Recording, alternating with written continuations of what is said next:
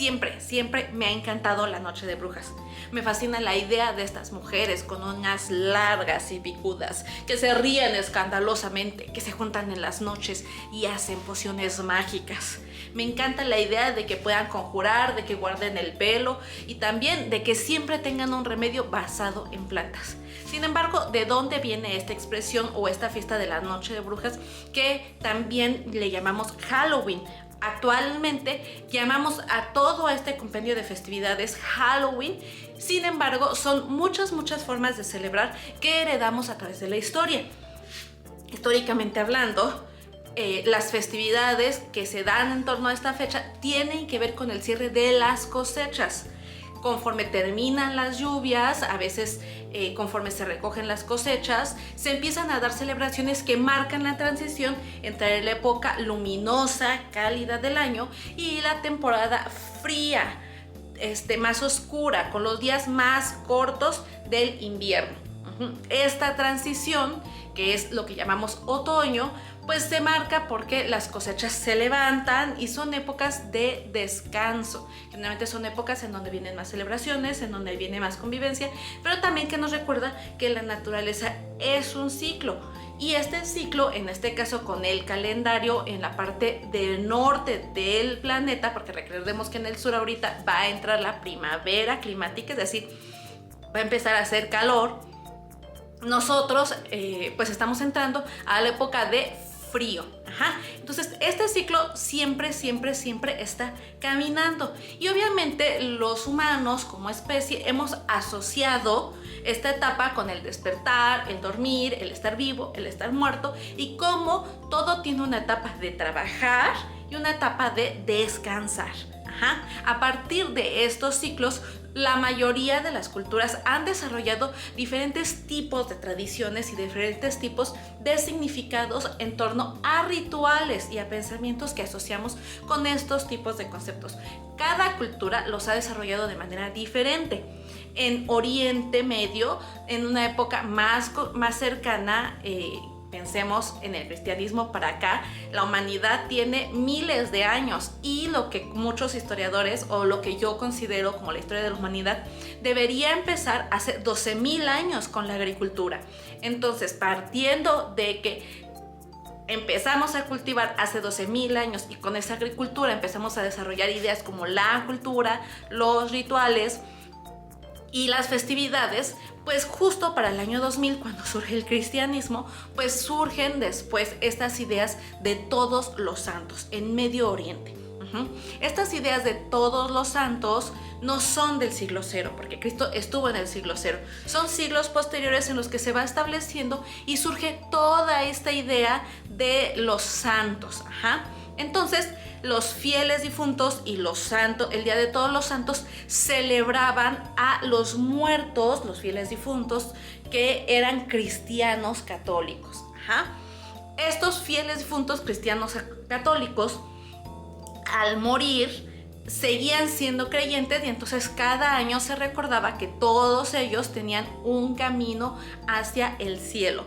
No dependiendo de la cultura católica, pero en los cristianismos más ortodoxos, uno no llega al cielo nada más, tiene que pasar por ciertos caminos. A veces tiene que pasar por el purgatorio, a veces tiene que expiar ciertos pecados, y entonces estos días se rezaba para que esas almas llegaran al cielo. Después estaban todos los santos. Todos los santos eran todos aquellos que en vida habían hecho cosas para merecer ser tan santificados. Habían cuidado al prójimo, habían dado de alimentar al necesitado, habían ayudado a las causas injustas, habían dado bienestar o habían estado como siendo parte de su comunidad, y ya fuera que la iglesia los hubiera reconocido y canonizado o no, se celebraban. Por eso se celebran todos los santos. Cuando pasó esta transición, cuando el catolicismo, el cristianismo se expandió con el Imperio Romano, fue visitando toda Europa hasta llegar a Gran Bretaña y hasta llegar a todas estas regiones nórdicas. En estas regiones nórdicas los climas son más radicales, son más fríos. Y en estas mismas regiones ya había culturas que celebraban cuestiones o fiestas semejantes en una fecha semejante. Es decir, alrededor de lo que hoy son las fechas del 1 y 2, no todos tenían el mismo calendario, no todos tenían los mismos recursos. Sin embargo, sí es cierto que pues todos vivimos en el mismo planeta y entonces vivimos las mismas temporadas. Y en esta época se caracteriza porque se recogen las cosechas, pero además porque ya se siente el frío. En las regiones más meridionales se empieza a sentir el frío, el cambio de temporada, y en algunas culturas se celebraba el Samhain. El Samhain era la noche o el conjunto de días en los que se sentía que ya empezaba a entrar el frío y se creía que el velo o el camino entre los vivos y los muertos era más delgado, que eran fechas más espirituales.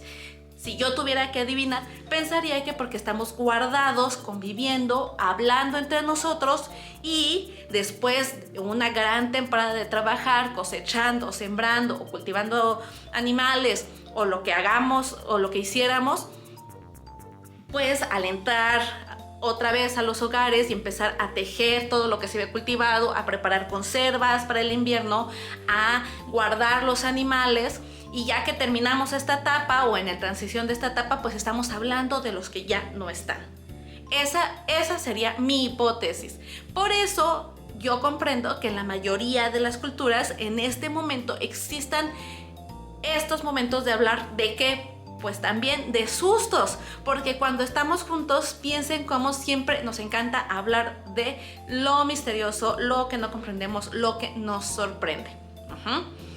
Pensando justo en esta etapa de no saber, en estas etapas de estar tejiendo y estar haciendo y estar hablando de fantasmas, las culturas nórdicas veían o tenían esta noción, tenían nociones, porque no es una cultura, son muchas culturas, son muchos países, pero de ahí vienen estas nociones que nosotros ubicamos de las brujas, de los magos, de los espíritus, y de que estas noches sean tenebrosas, porque justo se hacían celebraciones, se hacían rituales, y algunas de las figuras centrales de estos rituales eran las mujeres que proveían de las bebidas y que proveían de las comidas que se hacían. Así, cosas como el sombrero de bruja, que es un pico, pues viene de las mujeres que vendían cerveza, y que tenían en particular estas mujeres que habían descubierto cómo construir una bebida que no solo fuera tan cara como el vino, sino que además no emborrachara tanto. La idea alcoholizada que tenemos de la cerveza contemporánea es una bebida con mucho alcohol. Sin embargo, recordemos que viene de la cebada y que era una bebida más bien relajante y desinflamante. Muchas veces la cerveza se podía preparar con algunas otras cosas, infusionarla, y era más una bebida calmante para todas aquellas personas que trabajaban. En muchas culturas incluso se les daba de beber a los niños pequeños para serenarlos, para calmarlos, a lo mejor en casos con incluso propiedades médicas. Las mujeres, obviamente estas mujeres que también llamábamos brujas, podían no necesariamente vender cerveza, pero sí trabajar con hierbas, con cuestiones curativas, con cuestiones medicinales, porque pues obviamente conforme vas trabajando con plantas te vas dando cuenta de cuáles pues te bajan el dolor de panza, cuáles te bajan la fiebre, cuáles te desinflaman, cuáles te caen bien cuando tienes el estómago pesado o cuando te sientes mal de la garganta o cuando tienes una muela infectada, ¿qué le puedes poner? Entonces esta idea de bruja que tenemos son estas mujeres que tienen las apotecaries o los lugares en donde tienes hierbas, plantas, como las boticas en México, que tienes hierbas, plantas secas, hongos a veces, o distintos recursos para preparar pócimas, bebidas. Estas mujeres tenían una forma de ingreso que no dependía de ningún hombre, porque si ellas eran curanderas, si ellas te podían dar un remedio, pues la gente les pagaba, entonces no dependían de casarse. Esto también era algo que disgustaba mucho a la idea ya romana del catolicismo y del cristianismo. La idea romana del catolicismo y del cristianismo no gusta de que las mujeres tengan como mucho poder. Las ideas la Iglesia Católica Apostólica Romana no le gusta que las mujeres tengan poder económico, no le gusta que las mujeres tengan poder independiente, y por eso genera una idea negativa de las brujas. Cuando llegan con esta cultura de todos los santos, en inglés se le llama All Hallows Eve. Eve quiere decir noche, Hallows espíritus y All todos.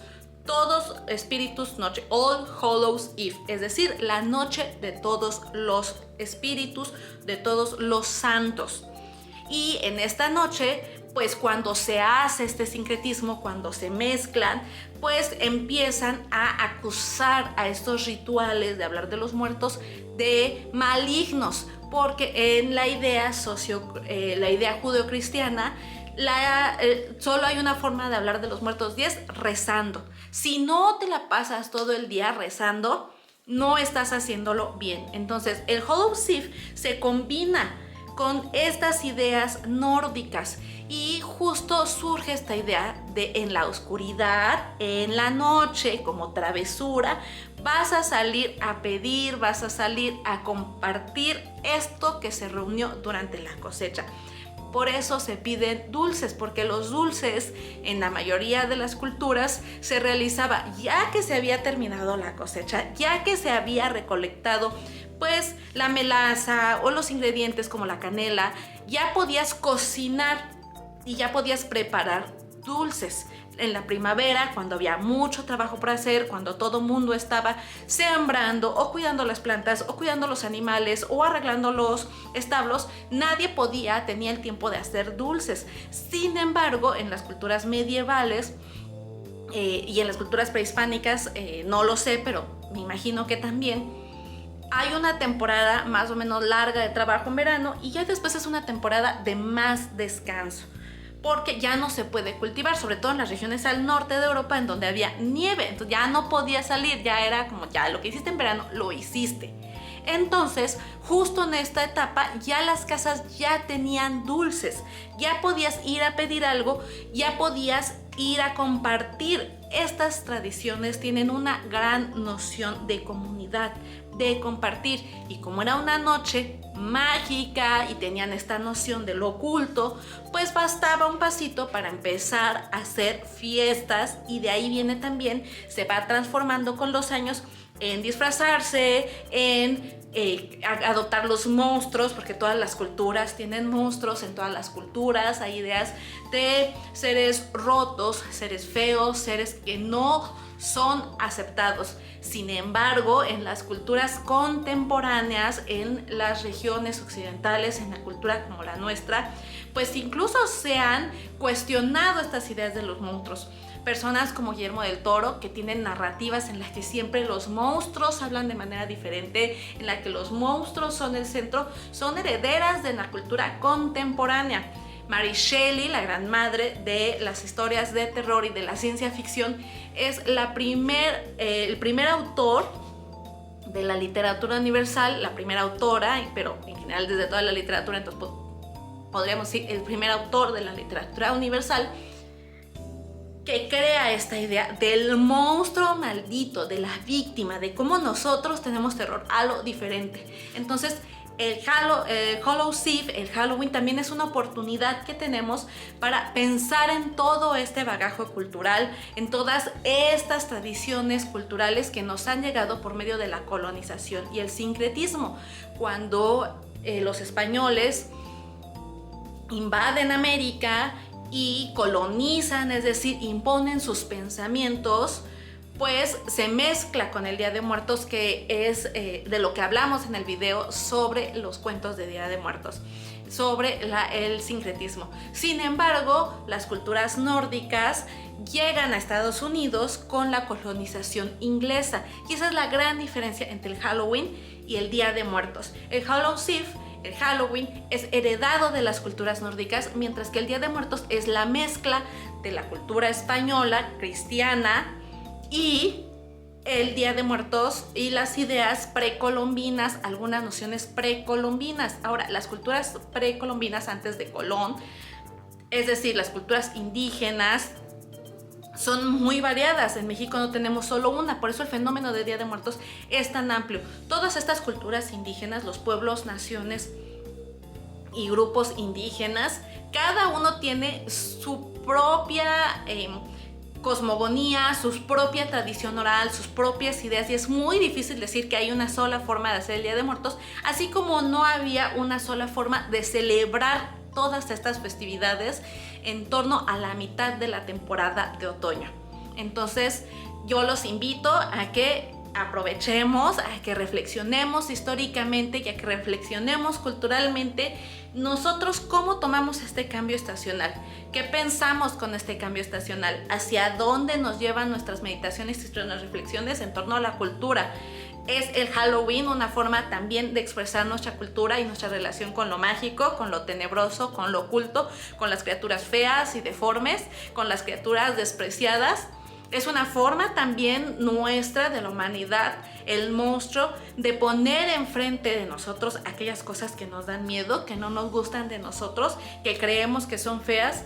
¿Es acaso una cultura que busca también poner en el centro de la narrativa la oscuridad, una cultura necesariamente mala, o solo es un aspecto más de nosotros como humanidad, de nuestra dualidad y de la dualidad de la naturaleza que va del verano al invierno, del otoño a la primavera, del día a la noche, de lo cálido a lo frío?